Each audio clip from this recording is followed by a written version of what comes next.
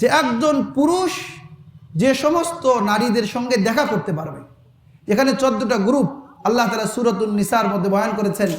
হুররিমাত আলাইকুম উম্মাহাতুকুম ওয়া বানাতুকুম ওয়া খাওয়াতুকুম ওয়া আম্মাতুকুম ওয়া খালাতুকুম ওয়া বানাতুল আখি ওয়া বানাতুল উখতি ওয়া উম্মাহাতুকুম আল্লাতী আরদা'নাকুম ওয়া খাওয়াতুকুম মিনার রাদাআহ ওয়া উম্মাহাতু নিসাইকুম, এইভাবে শেষ পর্যন্ত। এখানে তিনি এইভাবে বয়ান করেছেন। একটু ব্যাখ্যা সহ যদি বলি যে মায়ের মতো 5 জন, মায়ের মতো কজন বলেন? 5 জন। মা, খালা, ফুপু, শাশুড়ি, দুধমা। খালা 3 প্রকারের খালা, আপন খালা এবং সৎ খালা। মানে মায়ের যদি অন্য সৎ মায়ের কি থাকে, মেয়ে থাকে। এবং দুধ খালা, আমি যেই মহিলার দুধ পান করেছি তার বোন আছে। তাহলে কয় প্রকারের খালা? 3 প্রকারের খালা। শাশুড়ি আপন স্ত্রীর মা এবং নানি শাশুড়ি, এদের সঙ্গে দেখা করা যাবে। কিন্তু ফুফি শাশুড়ি, খালা শাশুড়ি, মামি শাশুড়ি, এদের সঙ্গে কি করা যাবে না? দেখা করা যাবে না। তাহলে মায়ের মতো কয়জন বললাম? 5 জন। বোনের মতো 5 জন।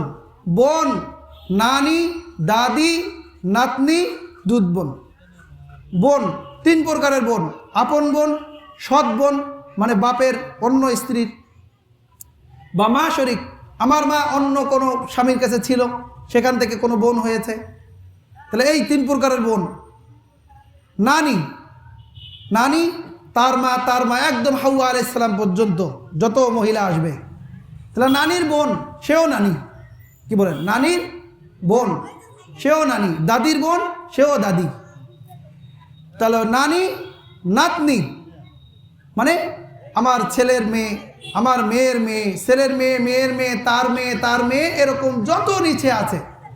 তাহলে বোন, নানি, দাদি, নাতনি, দুধ বোন। তাহলে মায়ের মতো 5 জন, বোনের মতো 5 জন, মেয়ের মতো 4 জন। মেয়ে, ভাইয়ের মেয়ে, বোনের মেয়ে, পুত্রবধূ। কজন হলো? এই যে 14টা গ্রুপ, এদের সঙ্গে দেখা করা যাবে। এরা ছাড়া আর দুনিয়াতে অন্য কোনো মহিলার সঙ্গে কি করা যাবে না? দেখা করা যাবে না। প্রয়োজনে কথা বলবে, পর্দার আড়ালে কথা বলবে। আল্লাহ বলছে ফাসআলুহুন্না মিন ওয়ারাই হিজাব, প্রয়োজন থাকলে পর্দার আড়াল থেকে চাবে, কিন্তু পর্দা মেনটেন করে চলতে হবে। এগুলো হলো পুরুষের পর্দা। আর মহিলাদের ক্ষেত্রে যে একজন মহিলা কাদের সঙ্গে দেখা করতে পারবে, কেমন, এ সম্পর্কে যে সূরাতুন নূরের মধ্যে আসছে, আল্লাহ বলেন ওয়াকুল লিল মুমিনাতি ইয়াগদুদনা মিন আবসারিহিন্না ওয়া ইয়াহফাযনা ফুরুজাহুন্না ওয়া লা ইউবদিনা যিনাতাহুন্না ইল্লা লিবুলাতিহিন্না, যে মহিলারা যেন তাদের দৃষ্টিকে নিচু করে অর্থাৎ পর্দা করে চলে। এরপরে তারা যখন রাস্তাঘাটে চলবে বুকের মধ্যে ওড়না দিবে, ভালো করে শরীরটাকে ঢেকে রাখবে এবং তাদের সৌন্দর্যের স্থানগুলো ঢেকে রাখবে। তবে কাদের সঙ্গে ডাকতে হবে না? ইল্লা লিবুলাতিহিন্না, যে তাদের স্বামী, তাদের স্বামী। তো স্বামীদের ক্ষেত্রে ডাকতে হবে না। আও আবাই বুলাতিহিন্না, যে শ্বশুর, শ্বশুর মানে নিজের আপন শ্বশুর, এই যে স্বামীর খালু, স্বামীর মামা, এদের সঙ্গে দেখা করা যাবে না। হ্যাঁ, শ্বশুর, দাদা শ্বশুর, নানা শ্বশুর, এদের সঙ্গে কি করা যাবে? দেখা করা যাবে। এরপরে এসেছে যে আও আবনাইহিন্না, তাদের সন্তানরা, আও আবনাই বুলাতিহিন্না, তাদের স্বামীর সন্তান, তার সন্তান এবং স্বামীর সন্তান মানে স্বামীর থেকে অন্য স্ত্রীর যদি সন্তান থাকে। আও ইখওয়ানিহিন্না, তাদের ভাই, আও আবনা ইখওয়ানিহিন্না, ভাতিজা, আও আবানি ইখওয়ানিহিন্না, ভাগিনা, আও নিসাইহিন্না, তাদের মতো মহিলারা, আও মা মালাকাত আইমানুহুন্না, তাদের কৃতদাসী, আবিত্তাবিনা গায়রুল ইরবাহ, এবং এমন কিছু পুরুষ যে যারা একদম বৃদ্ধ হয়ে গেছে, যে নারীদের প্রতি তাদের ওরকম খায়েশ কামনা বাসনা নেই, বা এমন ছোট বালক যে নারীদের এই গোপন আকর্ষণীয় স্থান সম্পর্কে তাদের কোনো আকর্ষণ নেই।